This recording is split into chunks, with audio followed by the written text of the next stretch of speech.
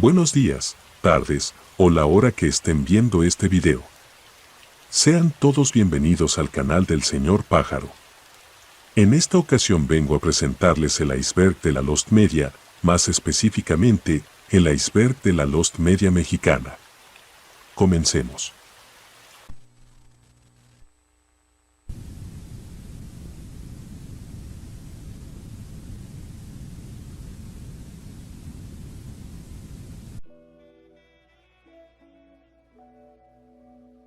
Existen varias producciones de doblaje realizadas en México las cuales se encuentran total o parcialmente perdidas. Estas van desde películas hasta series animadas. Película animada mexicana del año 1983, la cual, por su baja calidad y poca aceptación del público, fue retirada a tan solo 3 días de su estreno y hasta la fecha, no existe ninguna copia de la misma. En lo que respecta a referencias bibliográficas, hasta el momento estas pueden encontrarse en 3 libros. La primera mención aparece en el Anuario Cinematográfico 84, libro que registra la sinopsis mencionada al principio de este artículo. La segunda referencia está en el libro El Episodio Perdido, en el que Aurrecoechea describe la película como una extravagancia, un atrevido experimento, y volviendo a citar el testimonio de Fernando Ruiz, un auténtico desastre. La tercera referencia hace parte de El Futuro Más Acá, cine mexicano de ciencia ficción, proyecto coordinado por Ítala Smells y publicado en forma de libro por Conaculta en 2006. En la publicación se afirma que sus creadores pretendían sacar una historieta con este personaje después de la película, pero nunca ocurrió. Finalmente, una posible referencia indirecta a la película se encuentra en una entrevista a Ulises Pérez Aguirre de la sección de espectáculos del diario Ovaciones, con fecha del 10 de mayo de 1987. En dicha entrevista, archivada en el expediente E-04569 de la Cineteca Nacional, el productor se quejaba del lento trabajo de supervisión que hacía la Dirección General de Radio, Televisión y Cinematografía con su película Intrépidos Punks, haciéndole perder dinero puesto que aún no se había aprobado su exhibición. Actualmente se pueden encontrar 3 carteles tipo lobby card, cada uno con un fotograma en blanco y negro y uno de tamaño completo.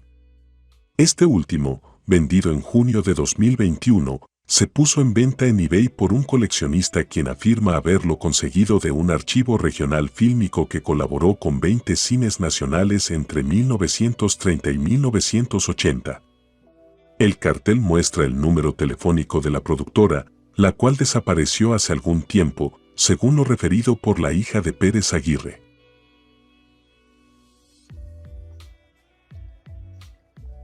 Nezahualcóyotl, la gran historia es una película de animación mexicana dirigida por Raimundo Juárez.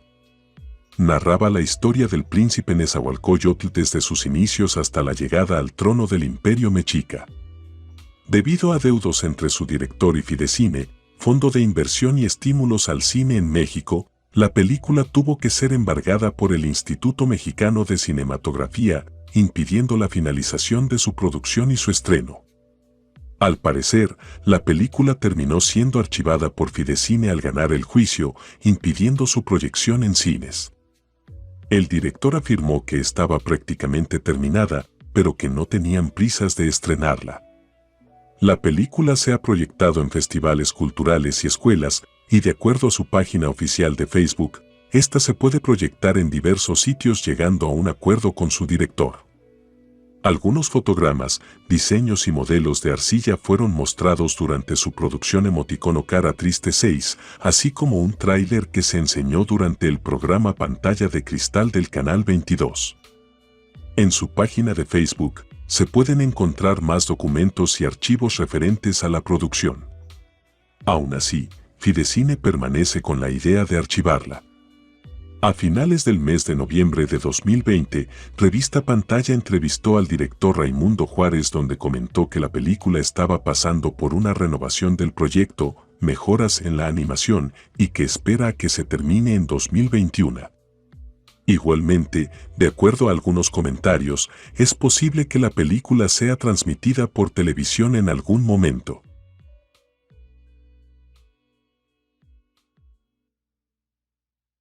videojuego basado en las conocidas películas de Huevo Cartoon, estrenado en 2010 exclusivamente para la consola brasileña Sebo. A pesar de que existe gameplay del juego en internet, las copias del mismo son difíciles de encontrar. El juego fue hecho por el estudio sueco Fabrication Games.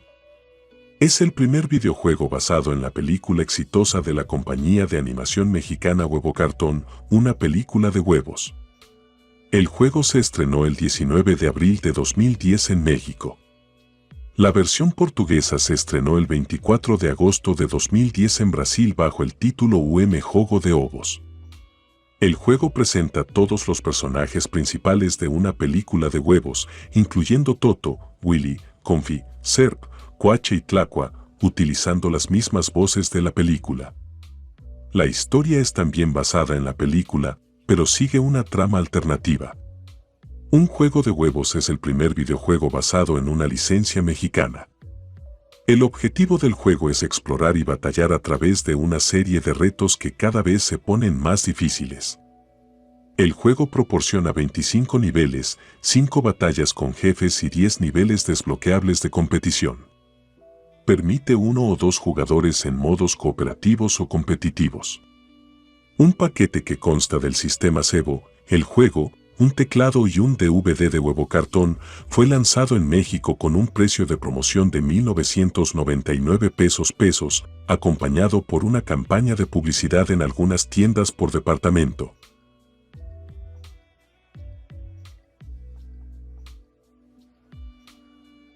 Esta película mexicana dirigida por Emilio Fernández y estrenada en 1950, de hecho no se encuentra perdida, pero la incluye en el iceberg por su curiosa historia. Resulta que la recepción de la película en México fue tan baja que pocas copias se preservaron, al punto en el que no existía ninguna en el país. Sin embargo, la película gozaría de una enorme popularidad en Yugoslavia al punto de convertirse en su película extranjera más conocida. De ese modo, pudieron encontrarse copias del filme en el ahora difunto país, por lo que ya no se le podría considerar como lost media.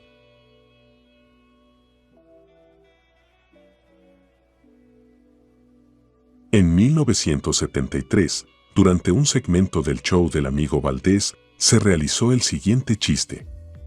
¿Quién fue el presidente bombero? Pues Bomberito Juárez. ¿Y quién lo ayudaba? Pues su esposa Manguerita Maza de Juárez.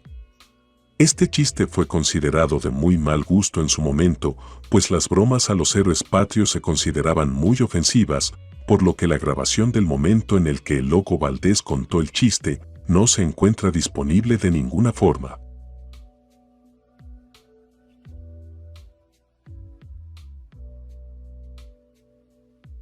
Se sabe que Televisa intentó en un par de ocasiones hacer su propia versión de la famosa serie The Office, con diferentes resultados en cada ocasión. Como curiosidad, la serie de Blim, Burócratas, se realizó en un principio como una de estas adaptaciones, pero se terminó convirtiendo en su propio producto conforme fue produciendo.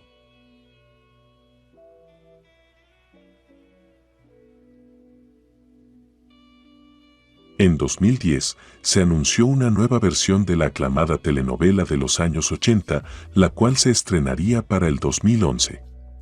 Sin embargo, no se dieron más noticias al respecto, por lo que se asumió que el proyecto había sido cancelado, al menos hasta que en 2019 se estrenó un reboot de la novela.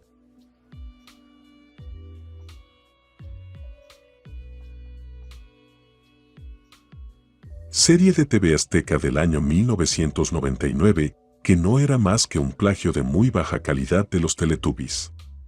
Son pocos los clips que existen en internet de esta serie, ya que se dice que TV Azteca entró de disputas legales por demandas de derechos de autor.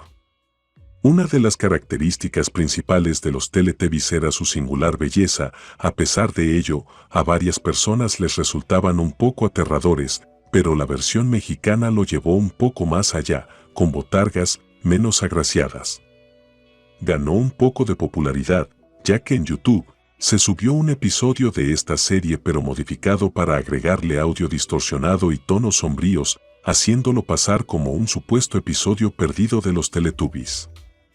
Ton, Toso, Nita y Tis son 4 duendes que descubren y aprenden junto a un árbol que les enseña muchas cosas como la contaminación contra el medio ambiente, los sonidos, los sentimientos, la música, el sistema solar, las estaciones del año, los números, el cuerpo, etc.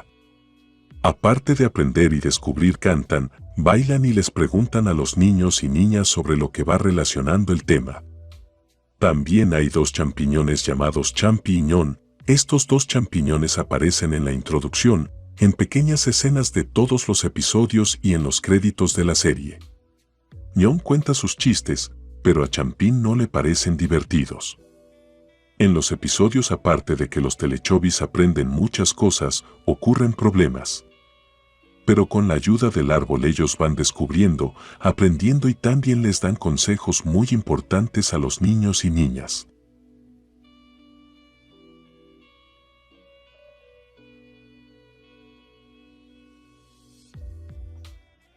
Película protagonizada por María Félix, de 1944, la cual la actriz calificó como pésima, diciendo que solo la grabó porque le debía un favor al director de esta. Como consecuencia de su baja aceptación, pocas copias se preservaron y supuestamente las últimas que quedaron se perdieron en el incendio de la Cineteca Nacional de 1982. Siempre hubo rumores de que existía una copia de las que se exhibieron en Cuba en los años 40, pero nunca han sido confirmados, dijo Gonzalo Rodríguez, presidente del organismo. Añadió que la fundación tomó la iniciativa de iniciar una investigación oficial ya que tiene varios contactos dentro de la organización cubana para de una vez y por todas encontrar la única pieza faltante del brillante legado cinematográfico de la máxima figura del cine de habla hispana. María Félix siempre habló horrores de la cinta de Fernando Palacios, su descubridor. La filmé por pagar un favor, pero no tenía ni pies ni cabeza a pesar de que se rodó en espectaculares colores y el vestuario era de gran gusto. Se especula que debe haber una copia en alguna cineteca de importancia en el planeta. También se ha hablado de Francia, donde sorpresivamente salen a relucir muchos títulos extraviados de la cinematografía mundial, o La Habana, donde apareció el segundo carrete de los 3 que componían la versión en castellano de Drácula, de la que el Museum of Modern Art de Nueva York solo poseía el primero y el tercero. Irónicamente, la cinta, fuertemente criticada en su estreno, se ha convertido en una obsesión para expertos y coleccionistas y se le considera una de las 10 más buscadas en la historia del cine mexicano.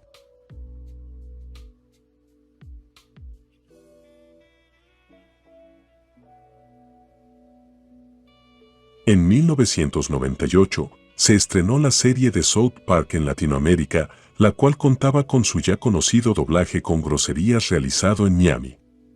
Sin embargo, al comprar los derechos de transmisión y con miedo a una represalia por emitir lenguaje vulgar en televisión abierta, Televisa comisionó al estudio Doblaje Audio Master 3000 redoblar las 2 primeras temporadas de la serie con actores mexicanos y sin el uso de groserías. Cabe decir que este doblaje no fue muy bien recibido por el público, por lo que Televisa dejó de emitir la serie y las pocas muestras de este doblaje que existen en internet fueron conseguidas cuando MTV transmitió estos episodios doblados en 2011 hasta que consiguieron realizar un nuevo doblaje. Durante el Mundial de Alemania de 2006, en el programa de la jugada del Mundial, se realizó un pequeño segmento en el que el psicólogo español, Tony Camo, supuestamente hipnotizó a algunos de los conductores y estrellas del programa, entre ellos el Perro Bermúdez. Sin embargo, hubo también una ocasión en el que Camo hipnotizó al mismísimo Eugenio Derbez y lo puso en un trance en el que éste pensaría que es un niño de 8 años y que cuando le hicieran una pregunta, éste no sabría responder. Ya puesto en trance, los comentaristas le hicieron una pregunta a Derbez, la cual no solo no supo responder, sino que además le puso tan nervioso al punto en el que se orinó encima en ese mismo momento. La cámara le enfocó la entrepierna mostrando su pantalón completamente mojado, solo por unos segundos, hasta que los conductores pidieron que fueran a comerciales. Hace algún tiempo, este clip ya fue encontrado, es el que están viendo en pantalla, pero pues XD. ¿Ha visto lo que le ha pasado? Sí. ¿Qué ha pasado? ¿Qué le ha pasado? Se le rompió algo, Sí.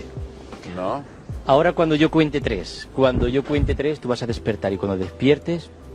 Chute, ponte ahí, ¿quieres decir una cosa? Ok. Ponte aquí conmigo. ¿Te has quedado asustado o qué? Oh, impresionado. ¿Por qué? Pues porque le ganó. Legal.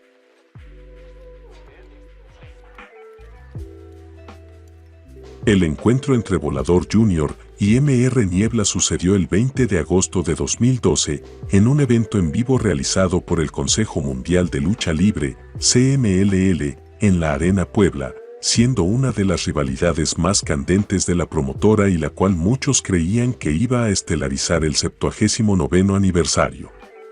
Volador Jr. y MR Niebla venían arrastrando una rivalidad desde a principios de 2012. Dicha rivalidad fue catalogada por muchos como una de las mejores de todo el Consejo Mundial de ese año, ya que en sus luchas demostraban mucho atletismo y profesionalismo. Tanto fue así que de forma prematura muchos fanáticos y expertos ya veían esta lucha como la estelar del 79º aniversario. Uno de los encuentros sucedió en un evento en vivo en la Arena Puebla, el día 20 de agosto de 2012. Muchos consideraron este combate como el mejor de la noche, el cual, a diferencia de sus demás encuentros, se dirigió más a la brutalidad que a la química. En cierto momento, MR Niebla empezó a usar objetos foráneos, causando que de un silletazo Volador Jr. empezara a sangrar. A pesar de tenerse información acerca del desarrollo del encuentro, no se sabe a ciencia cierta quién ganó, pero por las pocas fotos se puede concluir que fue MR Niebla quien salió vencedor. Lo único que sobrevivió del encuentro fueron un par de fotos tomadas por un reportero y una grabación casera de 2 minutos que deja ver un poco de esta lucha. Se desconoce si una grabación completa se encuentra resguardada por el CMLL o de plano fue destruida.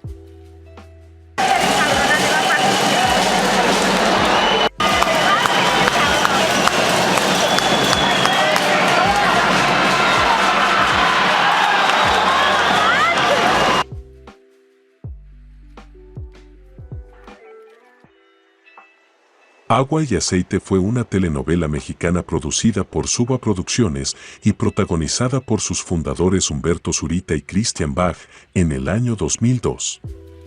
Se transmitió por Azteca 13, actualmente renombrado como Azteca 1, en sustitución a una telenovela finalizada del canal. Tras su cancelación, un mes después de su estreno, fue retirada y reemplazada de su emisión. Según TV Azteca, esto se debió a su baja audiencia, pero quienes participaron en la telenovela afirman que fue a causa de los temas polémicos que abarcaba. Desde su última emisión, la telenovela no volvió a ser vista. Jamás fue reeditada en otro formato o transmitida en otro canal, siendo el único material disponible su apertura y un fragmento de 26 segundos.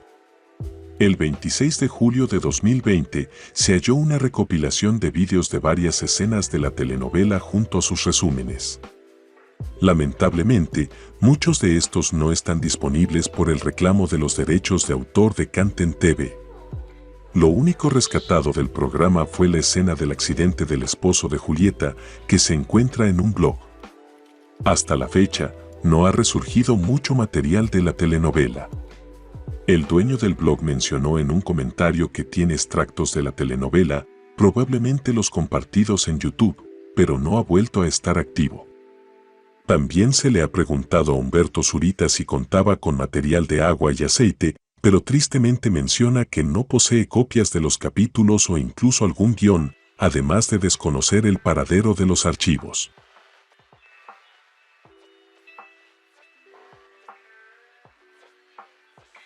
El colibrí. Los padres de las víctimas protestaron ante la falta de respeto que suponía el episodio, por lo que Televisa decidió no transmitirlo. A pesar de que Televisa asumió la responsabilidad y cumplió las exigencias, existen rumores de que el episodio pudo haber sido transmitido entre 2013 y 2014. El episodio fue prohibido por el gobierno mexicano, haciendo muy difícil su transmisión de manera oficial. Se desconoce el estado actual en el que se encuentra, ya que Televisa no ha hablado al respecto en profundidad.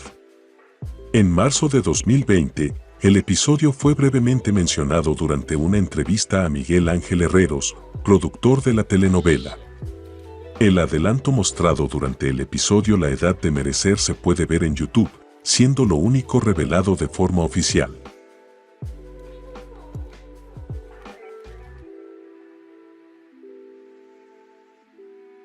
Lebrija y Navarro son los creadores de la serie web y la serie de televisión de La Familia del Barrio, la cual, según ellos lo han dicho en múltiples entrevistas, tuvo sus inicios en una serie de cortos creados para TV Azteca y emitidos durante la celebración de las Olimpiadas de Atenas de 2004. Se desconoce de qué traten estos segmentos y no existen imágenes de los mismos.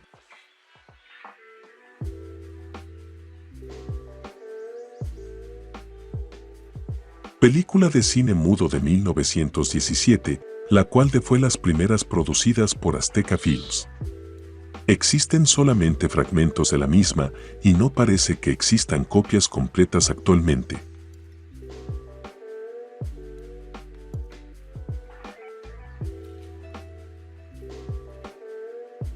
Varios capítulos del Chavo, por una que otra razón, se han ido perdiendo con el paso de los años. Esto se debe principalmente a que Chespirito acostumbraba a hacer versiones nuevas de capítulos ya existentes y pedía a Televisa que las versiones originales dejaran de emitirse. Muchas personas afirman que dichas versiones se encontraban en los almacenes de Televisa y que desaparecieron después del terremoto del 85, pero esto se puede desmentir fácilmente, ya que curiosamente, algunos de estos episodios perdidos han sido encontrados doblados al idioma portugués de Brasil, país que empezó a emitir la serie después de 1985, por lo que existe la posibilidad de que haya copias de estos episodios en su idioma original en alguna parte.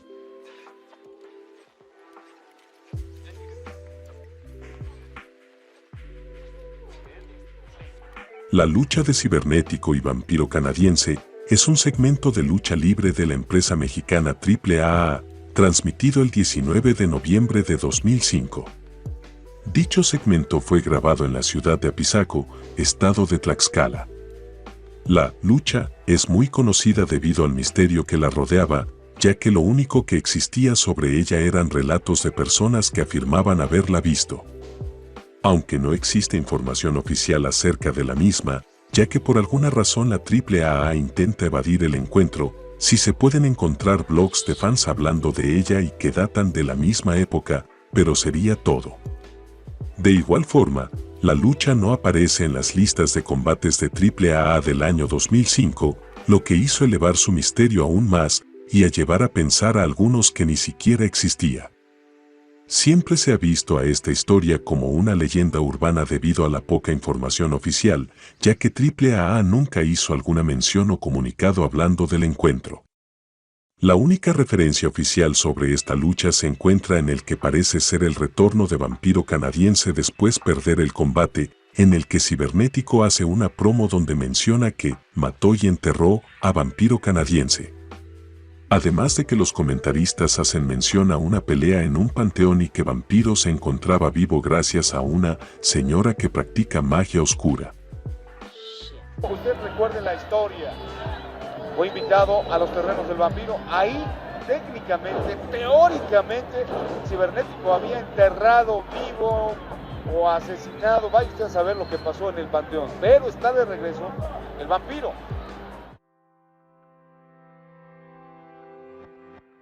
Durante los más de 20 años de emisión de esta serie, muchos de sus capítulos, los cuales trataban temas fuertes, se fueron perdiendo y solamente se ha podido comprobar su existencia gracias al testimonio de quienes los vieron.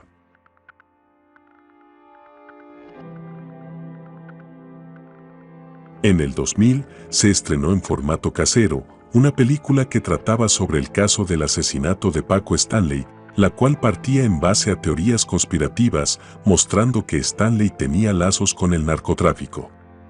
A pesar de su lanzamiento en VHS y DVD, la película no se ha podido encontrar en su totalidad, existiendo solo unos cuantos clips de esta.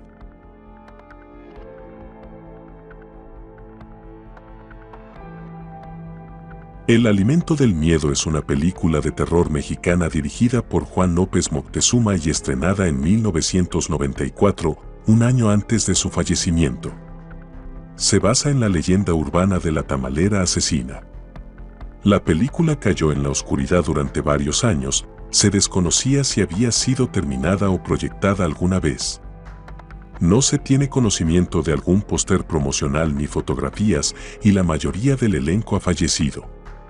Moctezuma fallecería un año después del rodaje, siendo incapaz de verla estrenada.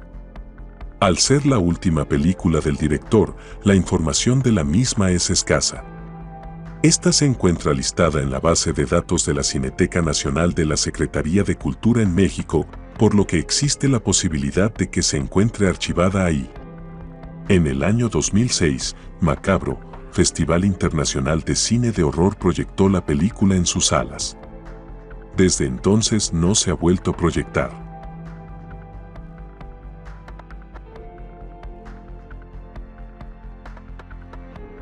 En un episodio del programa de concursos de TV Azteca, Gente con Chispa, emitido en 2001 a 2002, se utilizó como utilería una cabeza con la apariencia del terrorista.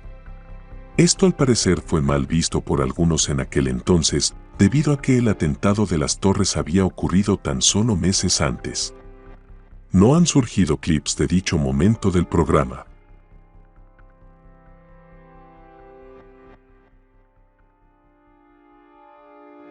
El retrato de Dorian Gray es una telenovela mexicana producida en el año 1969 por Ernesto Alonso, mejor conocido como El Señor Telenovela, y transmitida por el Canal 4 de Telesistema Mexicano, ahora Televisa. Fue protagonizada por Enrique Álvarez Félix, hijo de la conocida actriz María Félix, compartiendo créditos con el primer actor Carlos Bracho. La telenovela es una adaptación de la novela homónima de Oscar Wilde y no tuvo algún cambio en la historia. Según la Wikipedia oficial de la telenovela, sería la primera producción televisiva transmitida a color en México, pero en el mismo artículo se contradice, ya que menciona que fue grabada en blanco y negro. Según la IMDb, únicamente constó de 3 capítulos.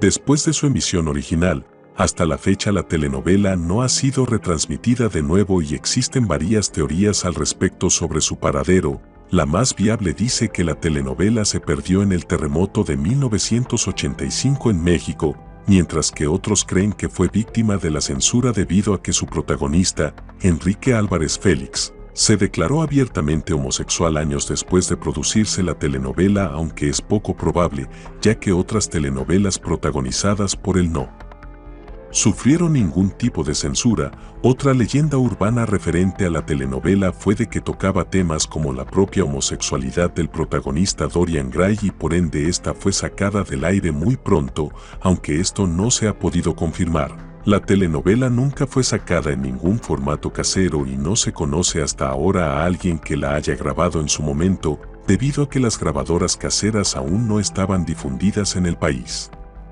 Hasta el momento Televisa no se ha pronunciado sobre el paradero de la telenovela.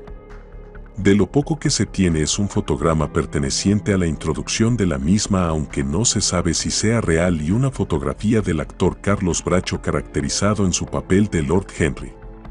En el YouTube está un video de un fragmento grabado en VHS del noticiero 24 Horas en México, en donde anunciaron la muerte de Enrique Álvarez Félix, protagonista de la telenovela, en el año 1992, y en los comentarios de ese video hay varios testimonios de personas aclamando que pudieron ver la telenovela en su momento, y no solo eso, sino que fue exportada a diversos países de Latinoamérica. Un comentario afirma que la telenovela fue transmitida en Colombia en el año 1973, pero no se especifica en qué canal fue emitida o si fue transmitida en algún otro país de Latinoamérica. Debido a que no se tienen los datos suficientes, Cabe la posibilidad de que esté guardada en las bóvedas de algún canal de televisión latinoamericano o incluso que alguna persona de algún país externo a México la hubiese podido grabar en su momento.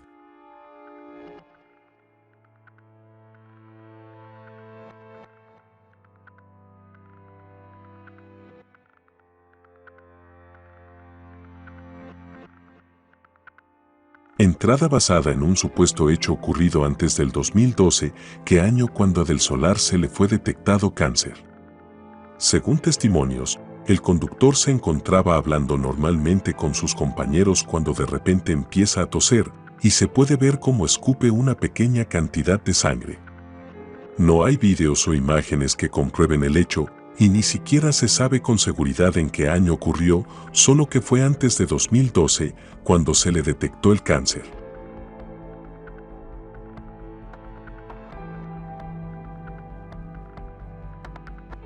Según testimonios, en 2013, como parte de la campaña anual del Teletón, se emitieron una serie de comerciales que usaban la frase característica de los PSA de Televisa, ¿tienes el valor o te vale? Uno de estos comerciales en particular decía ser de una niña que padecía de un síndrome que le hacía convulsionar y que mientras ésta estaba sufriendo de un ataque, tenía a su familia por un lado viéndola sin ayudarla. Supuestamente, estos comerciales no duraron mucho tiempo al aire y es gracias a ello que no existe la suficiente información para corroborar su existencia.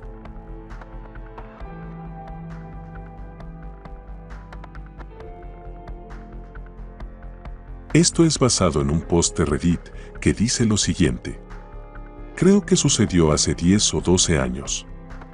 Según recuerdo, el programa era uno de esos de señoras que aparecen entre las 11 y las 14, del tipo de programas que tienen reportajes, juegos, recetas de cocina y chismes, algo así como el programa de Hoy y Venga la Alegría.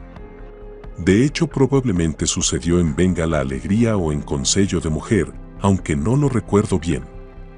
Casi al final de la emisión, recurrentemente aparecía un hombre joven y cursi que participaba en el programa con una cápsula en la cual hacía trucos mágicos simplones al tiempo que citaba poemas, frases motivacionales y parafernalia espiritual. En este episodio dio sus acostumbrados 5 minutos de cursilería sobre ángeles o algo así, y se dispuso a hacer su truco con ayuda de una de las conductoras. El truco consistía en que en una mesa había varios vasos con líquido dentro, la mayoría con agua, pero había uno con lejía o algún tipo de destapacaños. La magia es que se iba a tapar los ojos o tapar los vasos y supuestamente guiado por los seres de luz y las buenas vibras, rápidamente cogería cada vaso de agua bebiéndoselo de golpe, evadiendo el que contenía destapacaños. Dicho y hecho, se fue empinando los vasos con tan mala pata que el primero o segundo que agarró justo era el que tenía el líquido tóxico y como se lo bebió de golpe se lo tragó casi todo.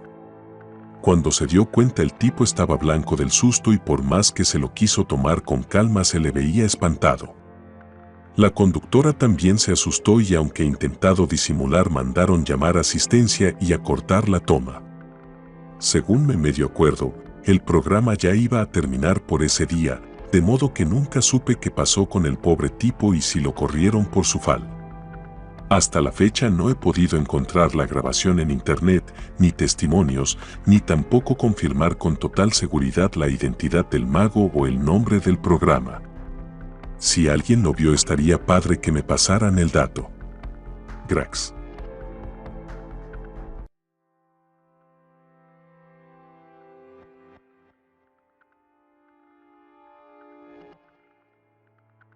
Instintos caníbales o 12 días es una novela inacabada del asesino en serie y caníbal mexicano José Luis Calva. Esta cuenta con una trama que mezcla temas como la coprofagia, sadomasoquismo, sexo y canibalismo. Calva fue arrestado en octubre de 2007 tras la desaparición de su pareja, Alejandra Guleana, una mujer de 32 años quien había sido vista por última vez el 5 de octubre del mismo año.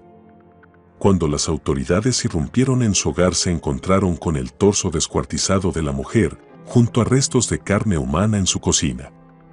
Entre sus propiedades se encontraron con una fotografía de Hannibal Lecter y varios escritos que conformaban la novela Instintos caníbales. Calva fue acusado de otros 2 asesinatos, pero se sospecha que fueron más. En diciembre de 2007, Calva falleció en un dudoso suicidio ahorcándose en la cárcel. Antes de morir, Calva escribió una cantidad inexacta de cuentos, poemas y escritos que conformaban su novela Instintos Caníbales. Todos estos escritos fueron descubiertos en escena, sin embargo, se desconoce si alguno fue publicado o difundido. Debido a la naturaleza de los textos, es poco probable que se lleguen a publicar. Es posible que se mantengan resguardadas por las autoridades mexicanas.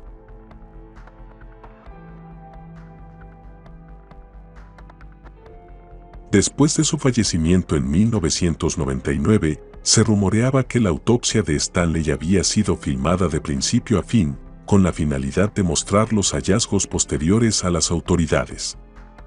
Supuestamente, fragmentos cortos e imágenes de la grabación fueron utilizadas por noticieros del país durante reportajes, pero no se puede comprobar con seguridad.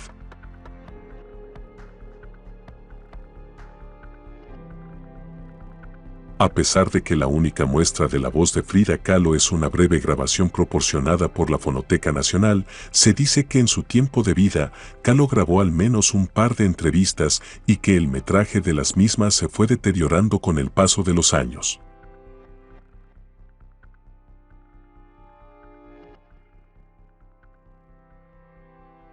Sergio Roth fue un locutor y conductor de radio conocido por el programa Batas, Pijamas y Pantuflas. Junto a sus compañeros conductores, falleció el 19 de septiembre de 1985 en el terremoto acontecido en México. Según algunos medios, el programa estaba siendo transmitido en el momento del sismo. Según recuerda Salvador Escobar y otras personas, al comienzo del temblor, Sergio Roth y Gustavo Armando Calderón se encontraban conduciendo el programa. Sergio comunicó a su público que guardaran la calma, mencionando la siguiente frase: calma, mucha calma, no tengan miedo, el movimiento es leve. Ay, está muy fuerte, tranquilos, vamos a llamarla calorías. En ese momento, la transmisión se cortó debido a que el edificio colapsó, enterrando a todos en su interior y matando a la mayoría. Jorge Garralda, en el episodio Terremoto de 1985 del programa Historias Engarzadas, relató que al intentar rescatar a los sobrevivientes se encontró con los cuerpos de Sergio Roth y Gustavo Calderón. Lo único que se tiene hasta la fecha son testimonios y anécdotas de periódicos y de diversas personas que, supuestamente, lograron escuchar el programa en su momento. Por razones de infraestructura, es muy probable que ni siquiera Grupo Radio Fórmula conserve una copia del suceso, puesto que muchos edificios, incluido el mismo de la radioemisora, resultaron gravemente dañados sufriendo derrumbes en algunos inmuebles. Como en otros casos ocurridos después del desastre, muchos archivos audiovisuales quedaron gravemente dañados e irrecuperables.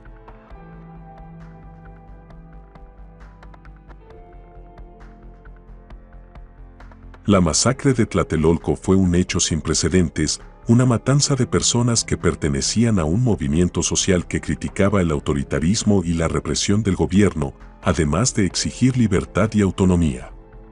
Entre los manifestantes se encontraban los maestros y directivos de la UNAM, padres de familia, vecinos de los complejos de la Plaza de las Tres Culturas quienes refugiaban a estudiantes y gente inocente, los mismos militares que se encontraban en la masacre y algunos elementos del Batallón Olimpia. Según Wikipedia, el gobierno federal le encargó a Servando González la filmación de la masacre, en las que se usaron 8 cámaras a ríflex de 35 milímetros y telefotos con alcance de 400 milímetros. Servando colocó las cámaras en los pisos 17 y 19 de la torre donde se ubicaba la Secretaría de Relaciones Exteriores, SRE, para filmar todo el acto. En cuanto se notó la calma, la filmación fue a pasar a los estudios Churubusco para su edición.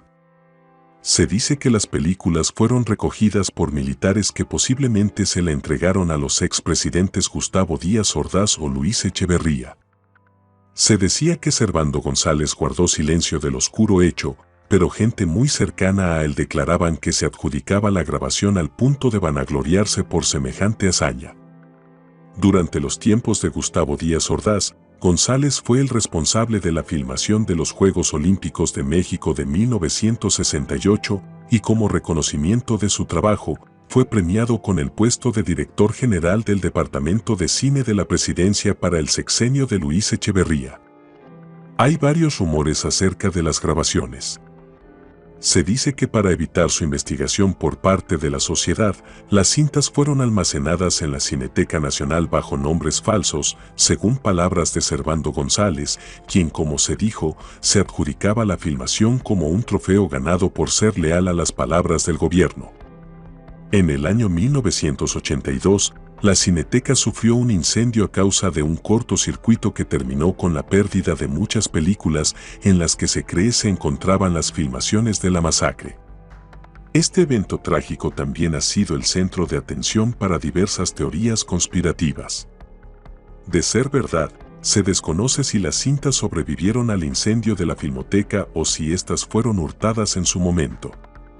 Lo único que se sabe es la declaración de González sobre que las películas fueron resguardadas bajo otros nombres, haciendo más difícil su localización. Al tratarse de un hecho lamentable y oscuro de la historia mexicana, es posible que las filmaciones estén en completo secreto. El gobierno de ese entonces se mantuvo con mano dura para conservar una imagen limpia, al punto de que todo el material gráfico pasaba por revisión. Como ejemplo memorable se encuentra la frase adjudicada al reportero Jacobo Zabludovsky tras los hechos ocurridos el 2 de octubre de 1968.